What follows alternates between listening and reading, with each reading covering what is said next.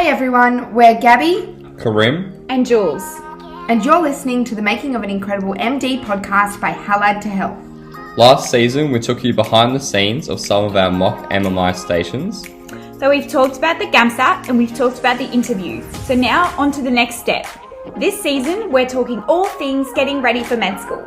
We will be running you through what a day in the life of a medical student looks like, what study techniques to know about, what your career is going to look like, and much more. So stay tuned and get ready to get med ready. Hey everyone, welcome back to the podcast. On today's episode, I'm lucky enough to be joined by Josh Waltz. How are you going, Josh? I'm doing well. Thanks for having me today. No worries. So before we get in and answer some tough questions, I'll start with an acknowledgement of country. So I would like to acknowledge the traditional owners of the land in which we both are today and the land in which our listeners are on. For myself, that is the Wurundjeri land of the Kulin Nations. I would like to pay my respect to their elders, past, present, and emerging, and pay that respect to any Aboriginal and Torres Strait Islanders peoples that may be listening today. So thanks for joining me, Josh. Did you want to just get started and tell us a little bit about yourself? Yeah, happy to. To start, I wasn't informed that the questions were going to be tough. So thanks for throwing me under the bus there. But I am currently a third year medical student at the University of Melbourne, originally from Toronto, Canada. I'm currently placed at the Royal Melbourne Hospital in the clinical allocations. And I'm a classical Canadian. I play ice hockey, which is quite foreign. And obviously, as you enter into your later years in medical school, you dedicate a lot of time to medicine. Mm-hmm. Mm-hmm. And what was your med journey like going from undergrad to getting into medicine? Yeah, so I studied at Western University and I got an Honours Specialization in Kinesiology in the branch of sports medicine. And that was a 4-year degree. So it was heavily based on nutrition, athletic injuries, the basic sciences. So it encompassed like biochemistry, organic chemistry, physiology, the chems bios, all that fun jazz. But it kind of put a little bit of my interests and directed the program towards that because I'm far more interested in more clinical medicine. So we got to do like athletic therapy programs and work for sports teams. So that was quite a unique aspect of the program itself. And so I didn't have to sit and study organic chemistry for 4 years. And then I decided immediately after my 4th year that I wanted to go into medicine. And I didn't want to take a year off and do a master's. So I landed up applying to Canada and applying to Australia. And I got into Melbourne and a couple other Australian schools. And unfortunately, I didn't get into Canada because there's quite a large bottleneck and not many spots. It's very, very competitive. And I didn't want to take the year off. So I went to Melbourne and here I am 3 years later. Here you are. Your undergrad course sounds really full on as well. How did that sort of compare or prepare you for medicine? Yeah, so the undergraduate programs in Canada are quite different, I think, than they are here in Australia. It's quite full on. You have like 5 courses per semester. They can either be full year or, half year courses, but it has to equivalent to 5 a semester. And you have to do at least 3 hours of lecture based per course. And a lot of the courses, because the science-based course, you had to do at least 9 hours to start of labs. So there's quite a lot of contact hours and then additional study. And then in my program, because of the sports medicine aspect, we also had like part-time jobs at the athletic teams or in the sports centers. So as each year was different, but that was the typical format of how the 4 years went. So I guess it just helped with time management and studying efficiently. And it gave you a lot of time and a lot of practice trying to find out what works for you. And that's how it prepared me for medicine here. Yeah. And how did you sort of know that, I definitely want to study medicine and go down that clinical pathway rather than more of that sports med? Yeah, so sports physician's still a thing. It's not something so much I want to do. I love the idea of medicine because I had done a lot of previous experience working as like a trainer in like the sports field, got nutrition certifications and, created diet plans. and I worked in physio. And a lot of the big questions they asked me were, why medicine, not physio? And the big thing was I wanted to have the largest impact and kind of work with the most autonomy in having a larger impact on my actual patients' care plans. And I felt very restricted. It was, I saw patients after their injury when I was doing rehab and physio. There was no immediate intervention. There was really not much I could do to change the course of this, patient's recovery. So I found that going into medicine gives you the most opportunity to kind of follow through with that. You get the patient at diagnosis, you get to do your interventions and management, and then you get to follow up with the rehab programs and continual follow-ups. So it was a lot more encompassing of all aspects of a patient's care as opposed to just one. Yeah, absolutely. An all-round thing. Yeah. And going on from that, from an international student perspective, we've got lots of listeners who are international students or who are wanting to study medicine internationally. How would you sort of describe your experience? This was obviously pre-COVID when you made the jump to Australia, but how was that transition?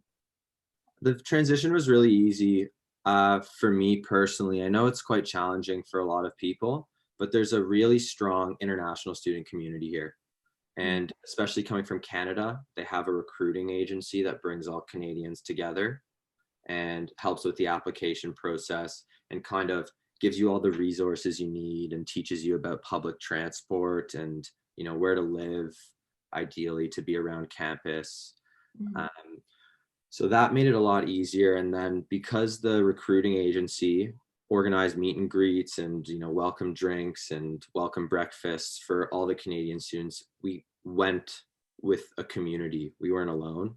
So that made it a lot easier, especially because I landed up meeting my roommates and we've kind of, helped each other throughout every tough aspect of the big move and, feeling homesick and all of that. So having a good community makes it a lot easier. Yeah, absolutely. And with new international students looking to study medicine abroad this year, it might look a little bit different. So what sort of advice do you have for them?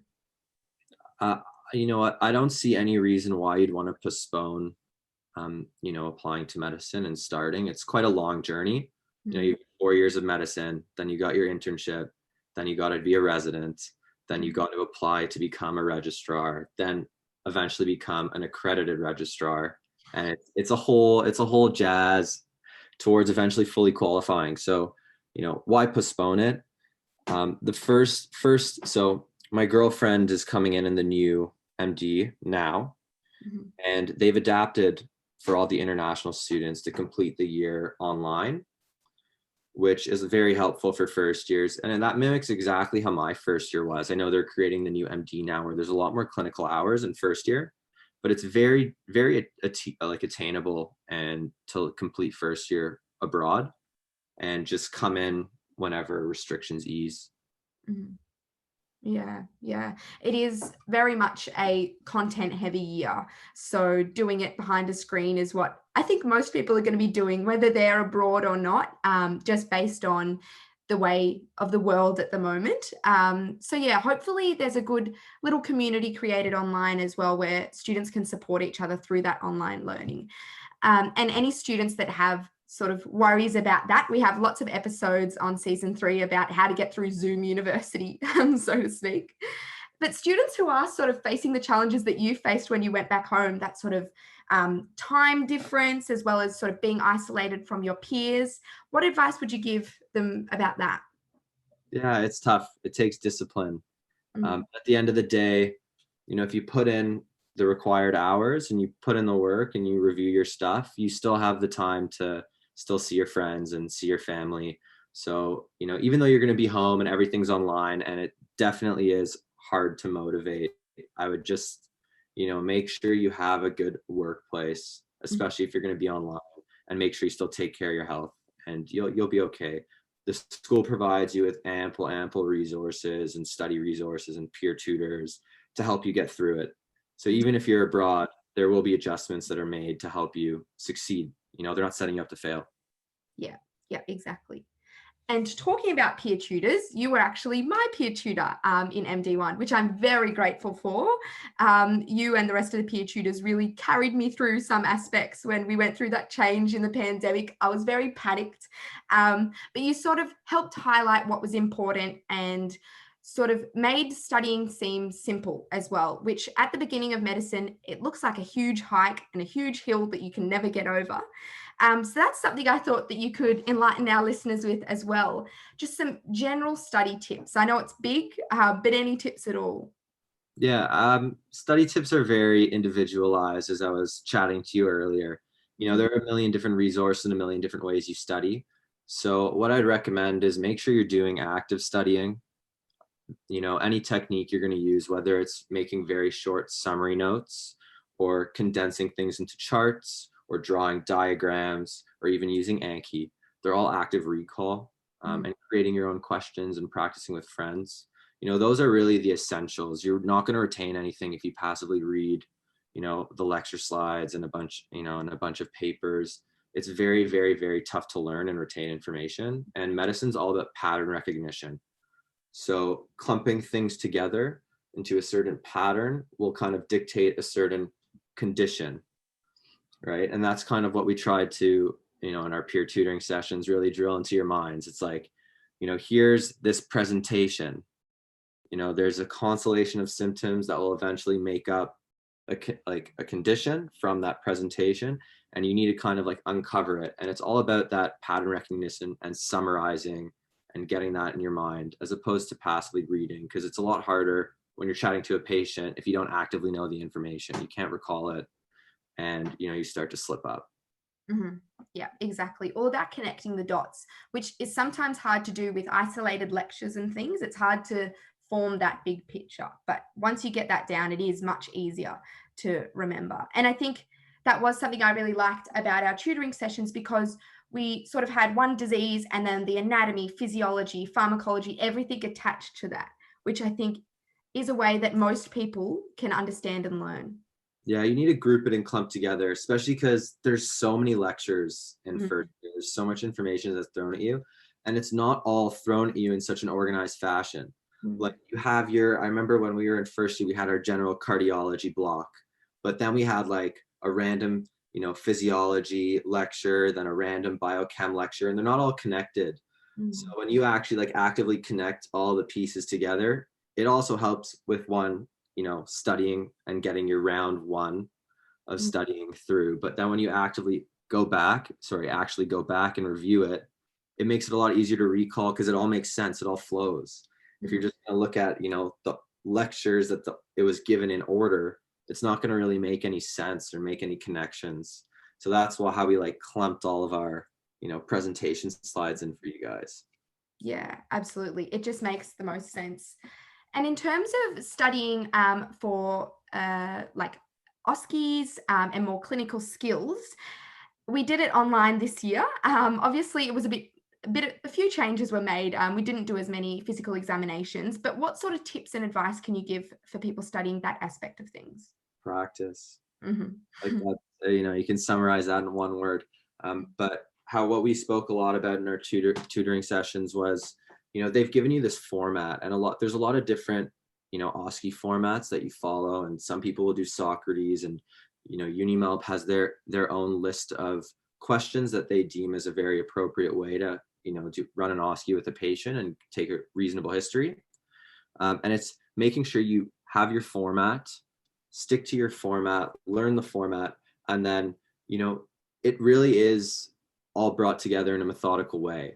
Once you ask the questions, you start to get all the pieces of the puzzle together, and you get your own flow, and then it all starts to make sense, and you start to uncover things in the OSCEs. And that's what they aim to do, as like what we were saying earlier, in like pattern recognition.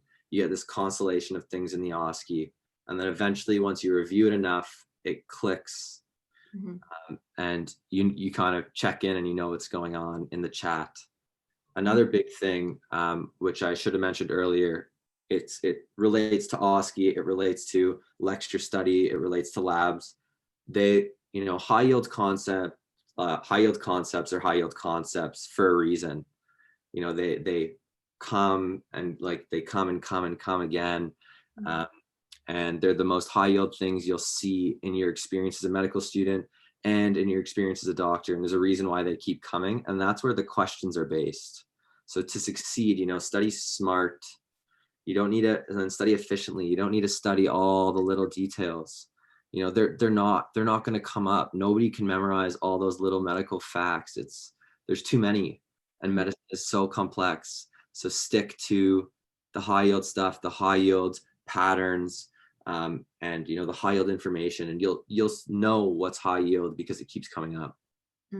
Yeah, exactly. That's a really good point. And yeah, you do sort of get the hang of it. And at the beginning, I feel like most people are still in the undergrad mindset where they like must memorize everything because otherwise won't get into medicine. But then you settle in and you figure out, what is that high yield stuff? And I think the best way to sort of figure out what is high yield and what isn't is, again, what keeps coming up, but also how does it relate to patients and real life? If it's one specific, gene or molecule or something that doesn't come up often and it doesn't relate to many patients, probably not high yield. Yeah, exactly. And it's funny that you say like you come in with your undergrad mindset. I studied so inefficiently in my undergrad. And when I first got into medicine, I tried to do the same thing because it worked for me then. I would just read the lecture slides. I would, occasionally maybe write a note here and there. I'm just being like, oh, maybe I should remember that for later. I would re-listen to lectures over and over and over again and just listen, not take notes, just sit there and just passively absorb. And I tried to do that in medicine, and I fell so behind so fast at the beginning. And I was like, wow, I need to change what I'm doing. Because, I used to go through all these recordings like 4 times. I used to go through like all content like 4 or 5 times before doing it on a smaller exam. Now it's like you go through things twice, maybe 3 times if you're lucky. And you have so much content on the exam. So you can't, it's not the same. You have to do active recall. You have to. Yeah, absolutely. That's such good advice. And it's good to hear that too, because I'm sure lots of students, when this is being released, going through that same process where they're like, this is not helping, I need to change it. So that's really good advice and good timing as well. Well, thanks for joining us today, Josh.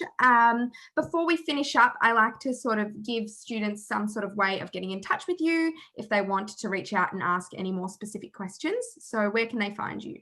Yeah, so happy to have anyone reach out to me. I guess the best place and easiest place and most casual would probably be on Instagram. So I have a medical account, kind of a student blog. And if you guys want to reach out to me on there, it's md3.downunder, as I'm a 3rd-year medical student down under in Australia.